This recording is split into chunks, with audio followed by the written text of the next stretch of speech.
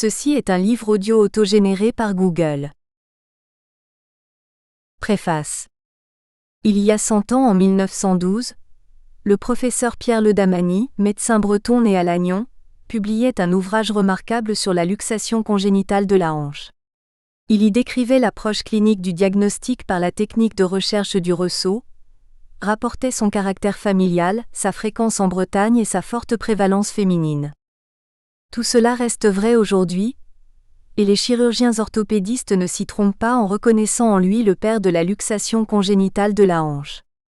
Il fait partie de ces grands médecins, de ces grands patrons de la première moitié du XXe siècle, nourris à l'école pasteurienne et à la médecine expérimentale qui ont formé des générations d'élèves et qui ont fait progresser la connaissance médicale bien au-delà de la Bretagne.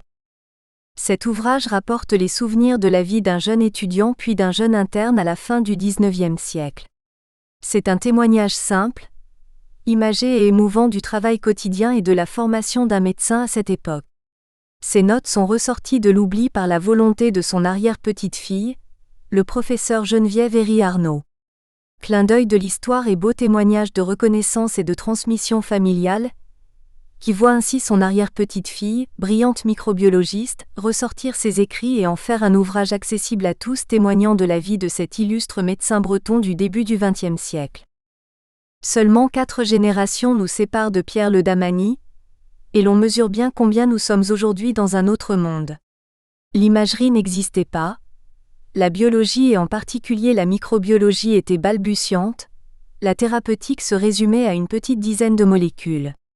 Le chemin parcouru en un siècle est immense, mais il nous importe plus que jamais de savoir d'où nous venons et de témoigner ainsi, au-delà du devoir de mémoire, notre reconnaissance à nos illustres prédécesseurs. Il faudra donner cet ouvrage à lire à nos jeunes étudiants qui veulent embrasser la carrière.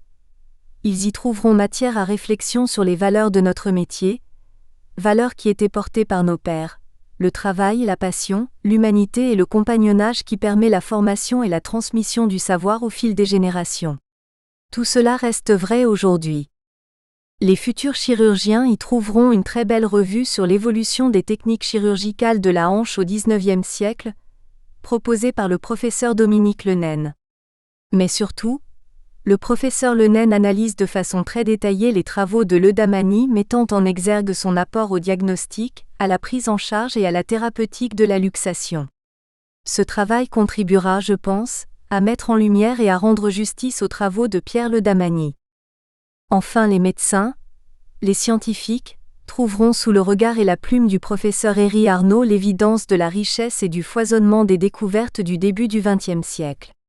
L'hygiène, la médecine préventive, la connaissance des agents infectieux si chers à Pierre Le Damany témoignent des avancées majeures qui nous permettent de comprendre les progrès médicaux réalisés en quelques générations. Il faut aussi que cet ouvrage soit largement diffusé et accessible à tous ceux qui s'intéressent à l'histoire de la médecine. Ils y trouveront matière à réflexion et verront combien les grandes découvertes médicales et scientifiques ont parfois du mal à s'imposer et à modifier les pratiques quotidiennes des médecins. 100 ans plus tard après les travaux de Pierre Le Damany, la luxation congénitale de la hanche n'a toujours pas livré tous ses secrets. Si les chirurgiens orthopédistes ont bien progressé dans le diagnostic, la prise en charge et le traitement chirurgical, il reste encore des progrès à faire pour comprendre la physiopathologie de cette maladie complexe et multifactorielle. La génétique et l'environnement s'entremêlent, et les facteurs génétiques sont difficiles à appréhender. Formulons ici simplement le vœu que les progrès de la génomique nous permettent demain de comprendre la physiopathologie de la maladie.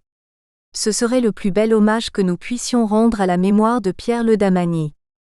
Professeur Claude Ferrec, médecin généticien, fondateur de l'unité INSERM, UMR 1078, génétique, génomique fonctionnelle et biotechnologie, de l'Université de Bretagne occidentale et du service de génétique du CHRU de Brest. Partie Vie et œuvre de Pierre, Le Damany, 1870 à 1963. Dominique Le Naine. S'il fallait en quelques lignes caractériser Pierre Germain-Marie Le Damany, il faudrait le qualifier de personnalité parmi les plus marquantes de son époque. Bien qu'il ait passé la quasi-totalité de sa vie en Bretagne, ses travaux l'ont fait connaître à l'international. On retiendra de lui qu'il a été un incontestable précurseur du diagnostic précoce et de la prévention de cette si redoutable et si fréquente affection qu'est la luxation congénitale de la hanche à l'orée du XXe siècle. Les années à Lannion.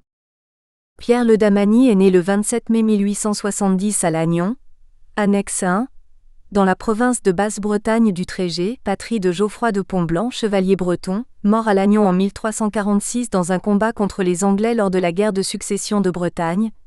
Plus proche de nous de Charles Le Goffik, poète, romancier et critique littéraire français dont l'œuvre célèbre la Bretagne. Anatole Lebras, professeur de lettres, écrivain et folkloriste français de langue bretonne, et de Pierre Sabag, grand pionnier de la télévision française, né à Lannion en 1918. Fils d'une famille nombreuse, le huitième d'une grande fratrie annexe 2, il menait une vie en toute simplicité. Comment pouvait-il en être autrement ?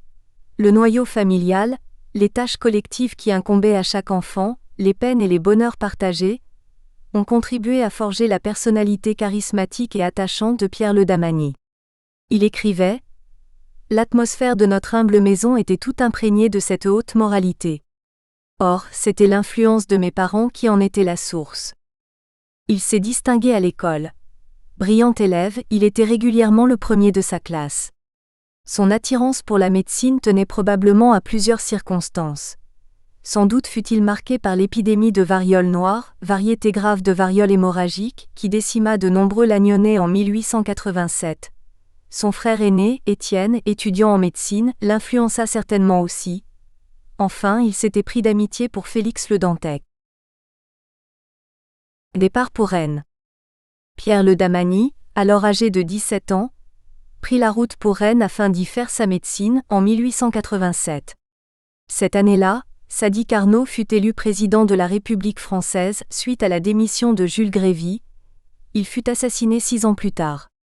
L'année suivante, Van Gogh quitta Paris pour Arles où il se trancha l'oreille. Paris accueillit pour la première fois les championnats de France d'athlétisme. Brillant et travailleur, Pierre Le Damany fut reçu première au concours de l'internat de Rennes en 1889, année de l'Exposition universelle de Paris, qui commémorait le 100e anniversaire de la Révolution française. Cette grande manifestation a laissé pour les générations futures une construction hors du temps qui fut inaugurée le 31 mars, la Tour Eiffel, emblème de Paris, qui attire toujours les visiteurs du monde entier. La même année, la manufacture de caoutchouc Michelin et compagnie fut créée à Clermont-Ferrand. En juillet, un coup de grisou ensevelit plus de 200 mineurs au puits Verpilleux à Saint-Étienne. La loi Fraissinet fixa la durée du service militaire actif à 3 ans, c'est encore l'année de naissance d'un des plus grands dictateurs de tous les temps, Adolf Hitler. Nommé dans la foulée de son succès à l'internat prosecteur à l'école de médecine, Pierre Le Damany s'est initié à l'anatomie sous la responsabilité du docteur L'Huissier. Des noms célèbres ont marqué le début de ses études médicales. La fin du XIXe siècle, période faste de découvertes scientifiques, véritable révolution dans tous les domaines de la science, fit émerger des médecins, chirurgiens et biologistes de renom, annexe 3. Les contemporains de Pierre Le Damany. Il suffit de consulter le rapport sur l'avancée des sciences et des connaissances, publié lors de l'Exposition universelle de 1867, pour s'en convaincre. Parmi ces noms, citons les plus célèbres, Wilhelm Röntgen qui fit la découverte en 1895 des rayons X, à l'origine des premiers corps transparents et dont la première radiographie, la main de son épouse, est devenue célèbre.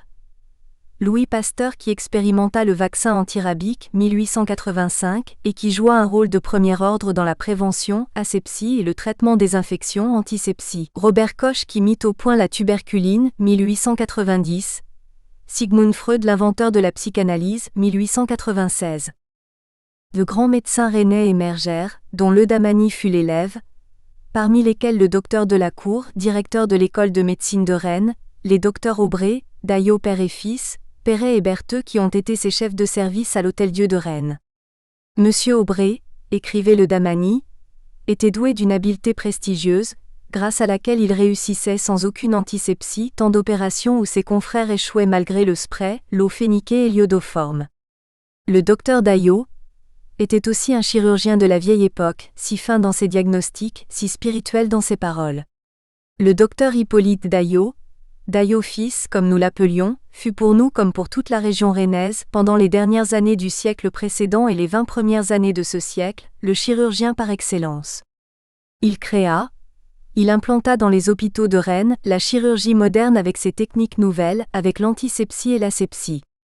Au prix de quelles luttes, et de quelles difficultés, lui seul pourrait les raconter, car nous n'en avons connu que les échos. Paris. La consécration.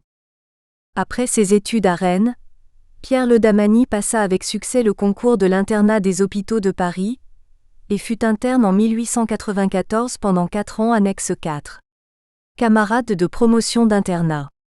Le major de ce concours du 6 janvier 1894 fut Antonin Gosset, et parmi les lauréats se trouvent les noms de Robert-Émile Proust, frère cadet de Marcel Proust, et Louis Funk Brentano. Ses fonctions d'interne l'ont conduit successivement dans les services d'Alexandre Renaud à Broca, François-Henri Alopeau à Saint-Louis, Angers, Benjamin, à Beaujon, Charles-Eugène Maigrier à Lariboisière et enfin, Michel-Léon Faisan à La Pitié. Citons encore parmi ses maîtres les docteurs Paul Moisard, Félix-Marie Lejar et Paul Dufloc. Jeune fille âgée de 22 ans, couturière, observation par Alopeau et Le Damany, une boule de la Soc. Fr de Derme et de SYPH, 1895. Copyright F. Marin, P. Simon, Musée des Moulages, Hôpital Saint-Louis à PHP. De même que pendant sa jeunesse, il s'était passionné pour l'histoire de Lannion et du Trégé. Il visitait Paris quand cela lui était possible, se perdant dans un dédale de rues et d'avenues. Paris qui expose sur ses monuments quelques pages tragiques et heureuses de l'histoire de France. Il fut le témoin des premières projections lumineuses d'Auguste et Louis Lumière, couramment appelés les frères Lumière, qui inventèrent en 1895 le cinématographe. Leur première projection publique s'est tenue au Salon indien du Grand Café, boulevard des Capucines à Paris. Le Damany fut marqué par les grandioses funérailles nationales de Pasteur, décédé le 28 septembre 1895 à Villeneuve-l'Étang. Lors de la cérémonie dans la cathédrale Notre-Dame de Paris, le 5 octobre, Raymond Poincaré, alors ministre de l'Instruction publique, prononça ces mots devant une foule nombreuse. « La France que vous avez tant aimée gardera fièrement comme un lien national, comme une consolation, comme une espérance, votre souvenir vénéré. » En 1895, le capitaine Alfred Dreyfus fut solennellement dégradé dans la cour de l'école militaire, incarcéré quelques jours à la prison de la Santé puis transféré à la citadelle de Saint-Martin-de-Ré, enfin envoyé au bagne de l'île du Diable, près des côtes de Guyane. Paul Gauguin embarqua à Marseille pour Tahiti, quittant ainsi définitivement l'Europe. En 1896 mouraient le poète Paul Verlaine et Edmond de Goncourt, créateurs du prix littéraire éponyme. Au cours de ces années parisiennes, Pierre Le Damany publia de nombreux travaux médicaux avec ses maîtres dans les principales revues de l'époque. Il passa le 9 décembre 1897 une thèse brillante consacrée aux recherches sur les pleurésies sérofibrineuses primitives et secondaires. Bactériologie, nature, pathogénie, devant un jury présidé par le professeur Georges-Maurice Debove, futur doyen de la faculté de médecine de Paris entre 1901 et 1907, thèse qu'il dédia à la mémoire vénérée de son père puis à sa mère bien-aimée. Le 25 juillet 1898, il épousa à Rennes Louise-Jeanne Séget, dont il n'eut aucun enfant et qui mourut précocement à l'âge de 39 ans. Thèse de médecine, Pierre Le Damany, 1897, source Bium. Retour en terre natale. Fin 1897, Pierre Le Damany revint à Rennes à l'âge de 28 ans, dans sa Bretagne natale, pour ne plus la quitter, année qui vit mourir le compositeur allemand Johannes Brahms, l'écrivain Alphonse Daudet et naître l'acteur français Pierre Freinet ou encore le poète Louis Aragon. Dès son arrivée, Le Damany y fut nommé chef de travaux pratiques d'anatomie et de physiologie à l'école de médecine, puis en 1900 professeur suppléant de pathologie et de clinique médicale. En 1902, il devint professeur d'hygiène et de médecine légale. En 1907, il était nommé membre du conseil départemental d'hygiène. Il eut une vie active au sein du syndicat des médecins où il entra dès 1909. En 1914, il devint professeur titulaire de clinique médicale et chef de service de médecine à l'Hôtel-Dieu, fonction qu'il conserva pendant 26 ans jusqu'à sa retraite en 1940. En 1918, le 25 novembre exactement, il épousa à Loudéac Louise-Élisabeth Anger, dont il eut 3 enfants. Une fille, Yvonne, qui suivit des études de lettres et de droit, puis 2 garçons, Pierre et Louis, qui firent tous 2 médecine. Travailleur acharné, il enseignait, soignait, étudiait de longues heures dans son laboratoire qui jouxtait son service de l'Hôtel-Dieu. Ses travaux consacrés à la luxation congénitale lui ont pris beaucoup de temps, d'interminables heures de recherche. Il y fabriqua des moulages anatomiques et anthropologiques, utilisa ces appareils pour la mesure des angles de torsion osseuse, mit au point un nouvel appareil orthopédique pour le traitement de la luxation congénitale de hanche par détorsion du fémur qui lui valut un brevet d'inventeur. Il s'est fait connaître en France et à l'étranger pour ses travaux sur la luxation congénitale de la hanche. Son ami Félix Le Dantec avait même pensé à proposer son nom pour le prix Nobel, mais l'entrée de la France en guerre en 1914 ne permit pas la poursuite de ses démarches. Bien après, en 1932, le Damany entra au conseil de famille dont il est devenu le président en 1935. Il se consacra exclusivement à ses fonctions hospitalo-universitaires, poursuivit avec ardeur et enthousiasme ses travaux sur la luxation congénitale de hanche, les œdèmes chez les hépatiques, la pleurésie sérofibrineuse. C'est au début de la guerre 1939 à 1940 qu'il fit installer un service de phtisiologie dans Pontchaillou. Alors qu'il prenait sa retraite en 1940, l'année suivante il était nommé professeur honoraire de l'école de médecine de Rennes. Il fut chevalier de la Légion d'honneur en 1949 et officier de la Légion d'honneur en 1959. Pierre Le Damany mourut à Rennes en 1963. Il était dans sa 93e année. En hommage à ce grand médecin breton, le centre hospitalier de Lannion, sa ville natale, construit en 1975 fut nommé Centre hospitalier Pierre Le Damany. L'homme. Médecin, professeur, chercheur et aussi humaniste, il n'en était pas moins père de famille. Ses travaux et ses réflexions ont porté tout naturellement sur les grandes interrogations que se pose tout homme à chaque époque. D'où venons-nous ? Où allons-nous ? Quelle est notre place dans la nature ? Lors d'une communication à Rennes, le 25 octobre 1980, Gabriel Lanchoux, un de ses élèves, livra de précieuses informations sur son maître. Médecin d'abord, il le fut dans le plein sens du mot. Ses qualités humaines de bonté, d'attention lui avaient attiré la confiance d'une partie de la population et il la conserva pendant toute sa longue carrière, ce qui lui permit de connaître des familles sur 2 ou 3 générations, mais surtout, et de plus en plus à mesure que ses élèves s'établissaient, il devint le médecin consultant le plus demandé dans l'Ouest. Tous les médecins qu'il avait formés connaissaient la rigueur méthodique de sa séméiologie garante d'un diagnostic sûr, la prudence de sa démarche thérapeutique, la confiance qui rayonnait autour de lui par son abord du malade. Il me souvient de l'avoir entendu raconter qu'il avait été un jour appelé au loin, et qu'il lui avait suffi de poser son oreille sur la région axillaire pour y trouver une bouffée de râle crépitant passée inaperçue, et pouvoir ainsi rassurer l'entourage et le médecin, et affirmer la guérison du malade dans quelques jours. S'il est vrai que l'exactitude et la politesse des professeurs, Monsieur Le Damany en était convaincu. À 9 heures, tous les matins, la cloche de la conciergerie annonçait son arrivée à l'Hôtel-Dieu. Son interne allait à sa rencontre et ensemble ils rejoignaient les salles de malades où se passait la visite qui, si elle a changé dans son décor, est sans doute demeurée immuable dans son déroulement. Critique de l'observation rédigée par l'externe, examen du malade par lui-même, énoncé du diagnostic en un minimum de mots. Cet exemple était le meilleur enseignement de la séméiologie. Dictée du traitement que l'externe transcrivait sur le cahier de pharmacie. Un jour, montant l'escalier suivi de ses élèves, il s'arrêta sur une marche, se retourna et dit « On guérit souvent pendant le traitement, on guérit quelquefois grâce au traitement, on guérit même parfois malgré le traitement. » À cette époque il est vrai, la thérapeutique et peu de médicaments étaient spécifiques. La matinée se terminait par la leçon de modestie, la descente à la salle Morgagni. Monsieur Le Damany était le premier à savoir, et à apprendre à ses élèves que comme tout le monde, ils pouvaient se tromper, qu'il fallait savoir l'avouer, chercher les causes des erreurs pour éviter d'y retomber. Recherche et publication.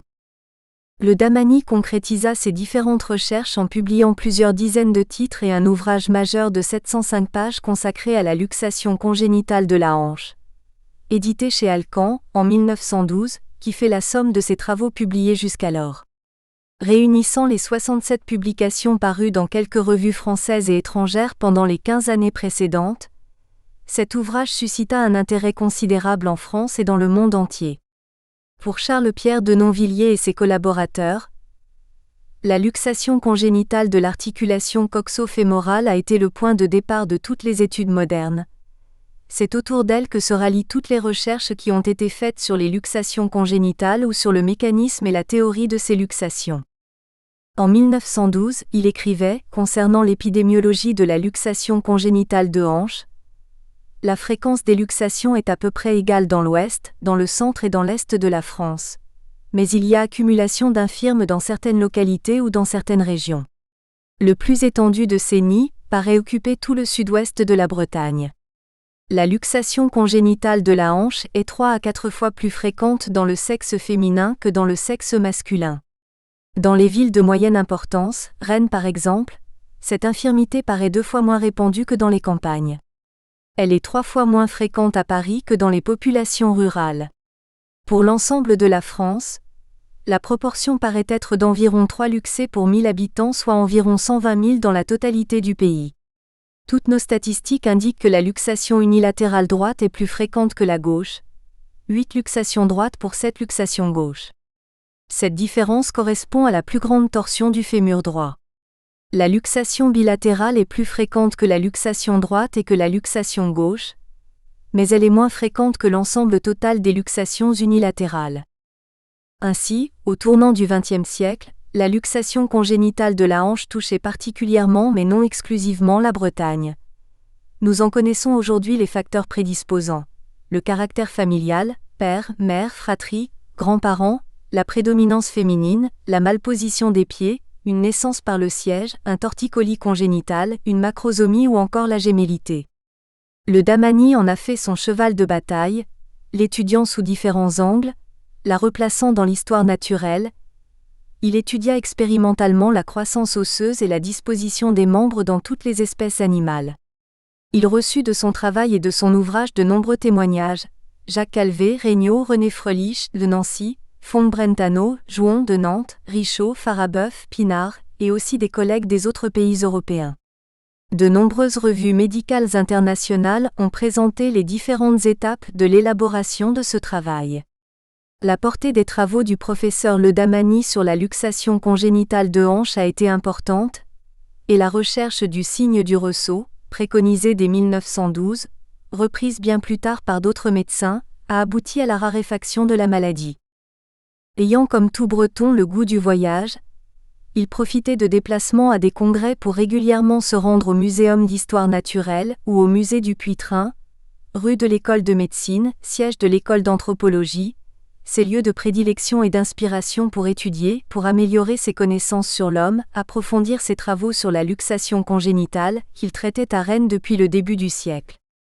Sa réputation dans ce domaine était telle qu'en tant que médecin consultant, il recevait une large clientèle de tout l'Ouest.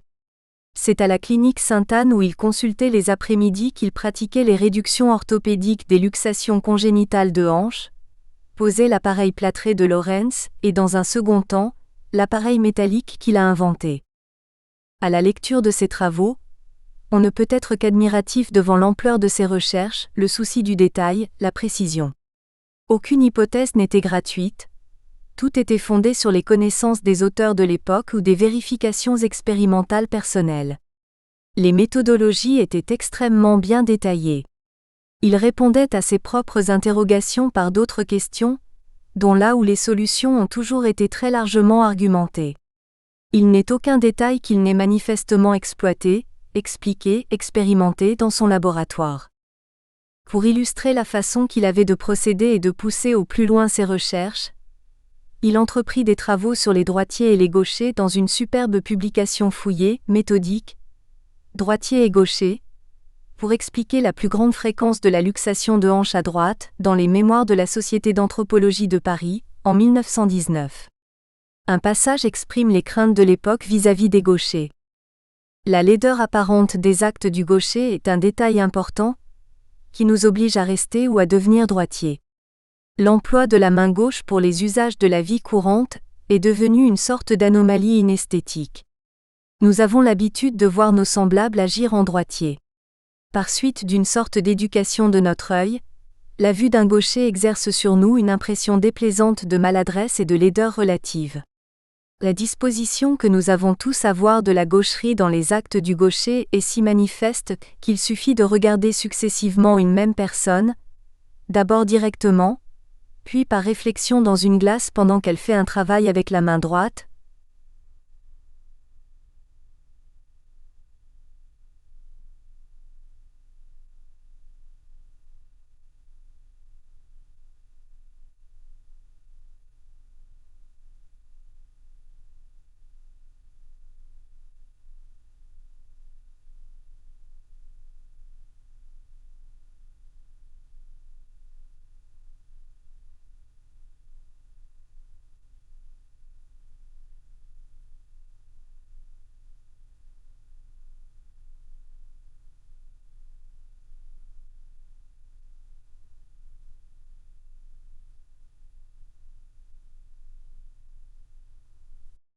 L'expérience inverse est tout aussi démonstrative. Un gaucher vu dans une glace pendant qu'il se livre à un travail de la main gauche y perd sa maladresse apparente. Il explique que cette étude l'a conduit à découvrir la cause de la plus grande fréquence des luxations congénitales de hanche à droite.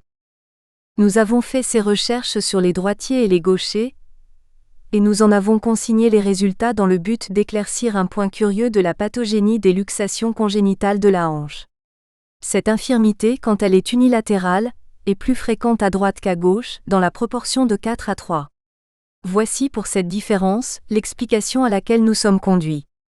La prééminence de l'espèce humaine au-dessus des autres espèces animales résume, avons-nous dit ailleurs, le livre 1912, l'étiologie de la luxation congénitale de la hanche. La prééminence du membre inférieur droit est la cause de la plus grande fréquence à droite de la luxation congénitale unilatérale. Poursuivant inlassablement ses travaux sur la luxation congénitale de hanche pendant toute sa carrière, il fit paraître en 1950, chez Malouane, un ouvrage résumant la somme des connaissances acquises jusque-là, intitulé « L'enfant, aperçu d'anthropogénie, la luxation congénitale de hanche, comment l'éviter ?» Ouvrage qui connut un tel succès qu'il fut réédité en 1956. Dans ce livre, il ne renie aucune des idées premières qu'il avait émises dès le début de ce siècle, concernant notamment l'éthiopathogénie de la luxation. Cet ouvrage suscita de très nombreux commentaires élogieux. Le docteur Regnault lui écrivit ceci. « Le traitement de cette luxation congénitale dont on considérait quand je commençais la médecine, la guérison comme impossible et qui constituait à jamais une infirmité toujours progressive, et qui maintenant, grâce à vos travaux, peut être guérie par tout médecin qui veut bien s'en inspirer. » Malheureusement, les préparations anatomiques et anthropologiques qu'il avait conçues à l'occasion de ses recherches, moulages, appareils de mesure des angles de torsion, rassemblés dans son laboratoire attaché à son service à l'Hôtel-Dieu, ont été détruites pendant la Deuxième Guerre mondiale. Il ne semble demeurer, entre les mains de ses descendants, que l'appareil métallique de correction qu'il fabriqua un jour, dans son laboratoire. Pour conclure, Pierre Le Damany fut un exemple pour ses élèves, leur communiquant ce que devait être un bon médecin, plaçant les valeurs intellectuelles et morales, la vertu, au sommet du comportement de toute entreprise. Partie 2. Souvenir d'un étudiant en médecine. Rennes, 1887 à 1891. Pierre Le Damany. À mes fils médecins. Aux élèves de mes élèves. Avant-propos. Je n'ai jamais attaché assez d'importance aux événements. Nous espérons que vous avez apprécié cet aperçu. Pour continuer à écouter ce livre audio sur Google Play Livres, utilisez le lien dans la description de la vidéo.